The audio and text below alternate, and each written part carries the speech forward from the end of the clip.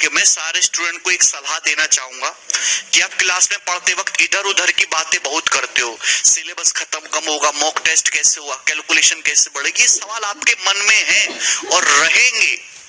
जो बिगनर होता है ना, जो बिगनर बच्चा होता है, उसके दिमाग में 100 तरह की चीजें होती है और वो 100 तरह की चीजें ही उसको आगे बढ़ने से रोकती हैं। आपको जल्दी मैच्योर होना है। जब मैं आपको ये चीजें पढ़ा रहा हूं तो आपके दिमाग में जो सैकड़ों तरह की समस्याएं हैं, जो सैकड़ों तरह की समस्या है, उनको साइड कर दो, बंद कर दो। मेरे से कैलकुलेशन नहीं हो रही, मेरे को फॉर्मूला याद नहीं हो रहा, सीट नहीं हुआ, कुछ नहीं हुआ, आप सारी प्रॉब्लम को साइड कर लो।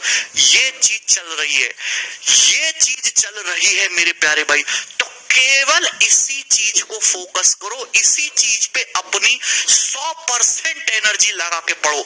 आप किसी भी सक्सेसफुल आदमी से पूछिए, उसके जीवन में बहुत समस्याएं रही, लाखों तरीके की समस्याएं उसके जीवन में, लेकिन एक बार उसने टारगेट बना लिया ना कि मुझे ये काम करना है, तो उसे उसके अलावा और कुछ दिखाई नहीं देता।